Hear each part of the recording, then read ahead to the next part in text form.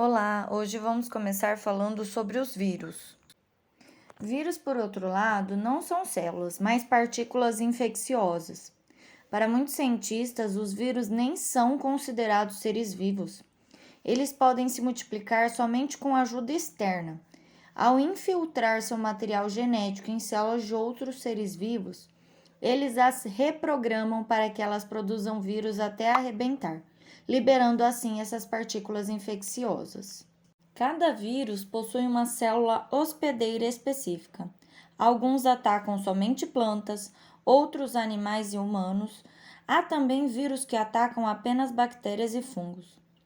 AIDS, hepatite, gripe, dengue, catapora e sarampo são algumas doenças causadas por vírus. Então, nós temos algumas imagens dos vírus que causam específicas doenças. Bactérias são organismos compostos por uma única célula, que possui tudo o que elas precisam para viver: genoma e estruturas celulares que produzem proteínas, abastecendo-as com energia. Esses organismos possuem um metabolismo próprio e se multiplicam ao se dividir. As bactérias nem sempre são prejudiciais. Algumas são vitais para a saúde humana, como as que compõem a flora intestinal e auxiliam na digestão. Tuberculose, cólera, tétano e difteria são algumas doenças causadas por bactérias. Esta é uma imagem de uma bactéria. Então, as doenças causadas por bactérias podem ser botulismo, cólera, febre maculosa, gonorreia, hanseníase, leptospirose, pneumonia, sífilis e tétano. Fungos. Os fungos constituem um reino fungi, no qual se enquadram espécies como os cogumelos, bolores, orelhas de pau e leveduras. Apesar de sua forma séssil e sua aparência com algumas plantas, esses seres diferenciam-se bastante do reino vegetal. Todos os fungos são heterotróficos, ou seja, diferentemente das plantas, não são capazes de produzir seu próprio alimento, nutrindo-se por absorção. Economicamente, os fungos são usados para as mais variadas funções. As leveduras, por exemplo, são utilizadas na fabricação de pão, vinhos e cerveja, em face de capacidade de fermentação. Existem também fungos comestíveis, como é o caso do champignon. Alguns fungos são usados ainda na fabricação de antibióticos, como é o caso do penicillium, utilizado na produção de penicilina e como repositores da flora intestinal. E alguns fungos são parasitas e podem causar doenças, como micoses, pé de atleta e candidíase. Os fungos, têm um papel muito importante que ele faz a decomposição, a ciclagem dos nutrientes. Mas ele também atrapalha numa parte, porque ele apodrece muitos produtos e alimentos. E essas espécies são chamadas de sapróbias. Então, a imagem acima eu tenho de fungos decompositores e abaixo os fungos que estragam os alimentos. Reino protista.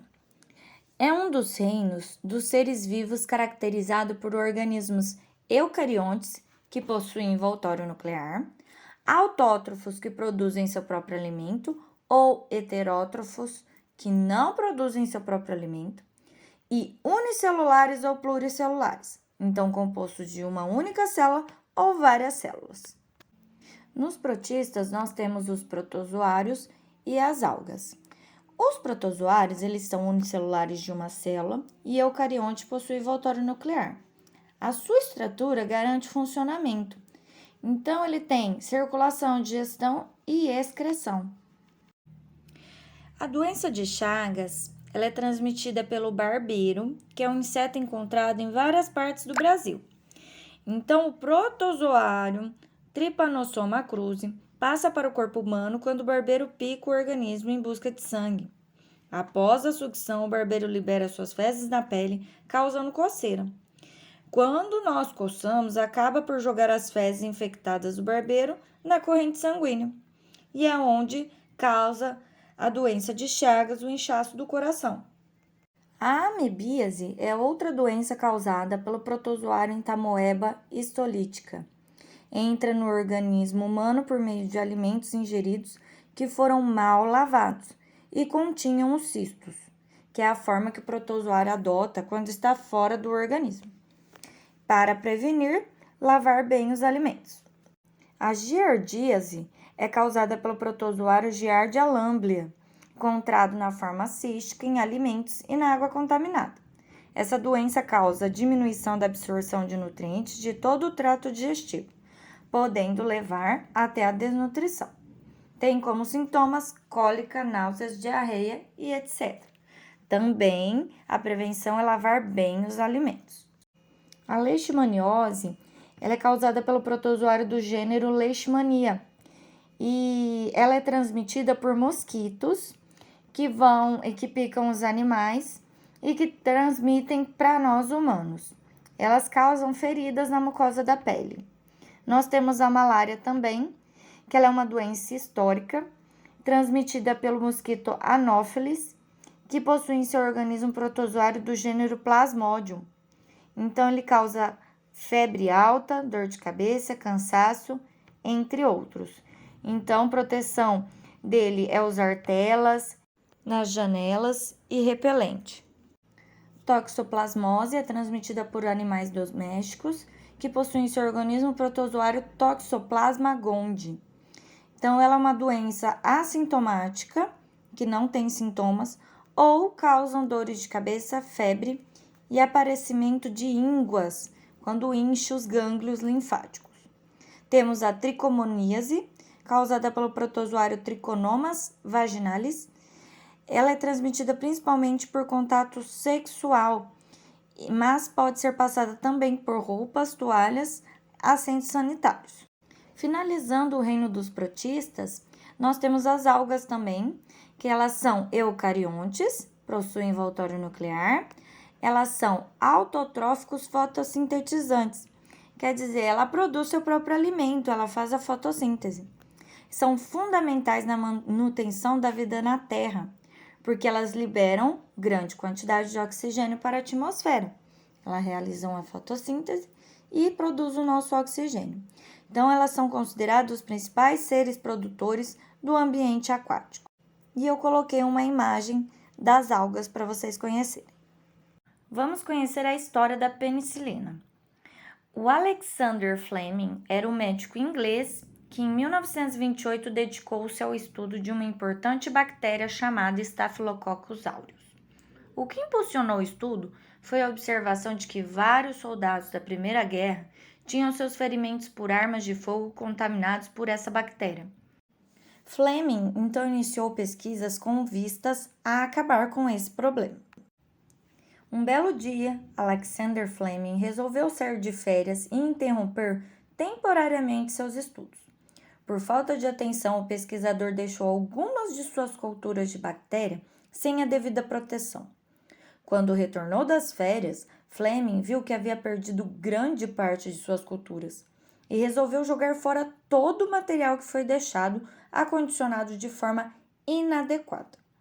Entretanto, ao juntar o material, ele observou que havia crescido um fungo na cultura e, curiosamente, não havia indícios de bactéria naquele local.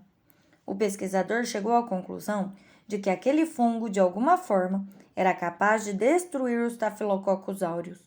Após algumas análises, Fleming identificou o fungo como sendo do gênero Penicillium, o que ele produziu uma substância que destruía bactérias. Surgia nesse momento a penicilina. O reino vegetal. O reino vegetal ele é composto de seres vivos eucariontes, que possuem envoltório nuclear, e autótrofos, que produzem seu próprio alimento. As plantas que representam esse reino possuem diversos tamanhos, que vão desde musgos até gigantes sequoias. Há cerca de 1.200 milhões de anos, camadas de algas originaram os primeiros organismos do reino vegetal. Em função da característica evolutiva desses seres vivos, as plantas terrestres surgiram por volta de 450 milhões de anos atrás. Evoluídas das algas. Para conquistarem um novo ambiente, as plantas precisaram se adaptar às suas novas condições de vida. Assim, desenvolveram vasos condutores de seiva, estrutura que garante a distribuição de seivas brutas. Então, nós temos a estrutura de uma planta, no qual mostra a raiz embaixo, que é a fixação e nutrição, o caule, que é suporte e transporte de nutrientes, as folhas, que são responsáveis pela fotossíntese, e flores, que é reprodução, e frutos, proteção de sementes. Fotossíntese. Então, a palavra fotossíntese significa síntese que usa a luz. Pode-se definir como fotossíntese a atividade vital que as plantas realizam em função da luz solar, transformando energia luminosa em energia química. Através da clorofila, composto presente nas folhas, a seiva bruta é transformada em seiva elaborada, através do processo de fotossíntese. A reação da fotossíntese é baseada no processamento de dióxido de carbono, que é o CO2, água, H2O, e sais minerais, que são o xilema, em compostos orgânicos, produzindo oxigênio gasoso, o O2, que é o responsável pela nossa respiração, e glicose, que é o C6H12O6, compondo a seiva elaborada. Então, nós temos o esquema da fotossíntese, que é onde a raiz da planta pega as águas e os sais minerais, pega o gás carbônico da atmosfera e a energia solar. E ela consegue transformar essa energia em oxigênio, que é liberado para a atmosfera, e em alimento para ela, a glicose. Então, começando com a base do sistema vegetal, nós temos os musgos, que constituem a maior parte das plantas briófitas, que elas são plantas de pequeno porte, estrutura simples, não apresentam vasos condutores, flores e sementes. Eles podem ser encontrados em toda parte do mundo, até mesmo em região congelada. Então, o corpo do musgo ele é composto por rizoides, que fixa a planta na pedra, no substrato, o cauloide, que é uma pequena haste de onde parte os filóides, que são estruturas responsáveis pela fotossíntese, que representam as folhas do musgo. Então, rizoides é como se fosse uma raiz, cauloide como se fosse o caule, só que bem menor, e os filóides, as folhas, de estruturas menores e menos complexas. Bom, as pteridófitas é a segunda classe que entra no reino vegetal.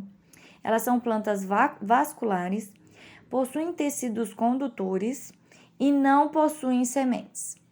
Então, os exemplos mais conhecidos são samambaia, avencas e cavalinhas. Gimnospermas. As gimnospermas são o primeiro grupo de plantas a apresentar sementes. Estas sementes não são protegidas por um fruto, como as angiospermas. Daí o nome deste grupo, gimnosperma, que significa semente nua. Apresentam em geral árvores de médio a grande porte, sendo muito comuns em regiões frias e temperadas. As gimnospermas apresentam tecidos verdadeiros que formam as raízes, caule, folhas e sementes, e são vasculares.